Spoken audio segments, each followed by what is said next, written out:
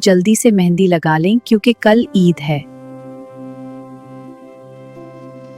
इफ्तारी खत्म होते ही घर में एक ही शोर बरपा हुआ। हर कोई चाहता था कि पहला चांद वही देखे। चलो भागते हैं। संभल के। नजरें आसमान पर थीं और दिल में एक ही उम्मीद। चांद नजर आ गया। वो चांदी की लकीर बादलों की ऊँट से मुस्कुराने लगी। ईद का चांद अपने साथ हजारों खुशियां लाया।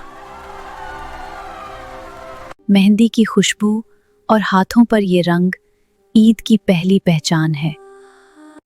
थोड़ा संभाल के बिलाल। अरे ये तो जादू है। हाँ देखो तो सही। वाह चमक रहा है। इन चूड़ियों की खनक में बच्चों की मासूम हंसी छुपी है। कुल की सुबह का इंतजार आज की रात को दिलचस्प बना देता है।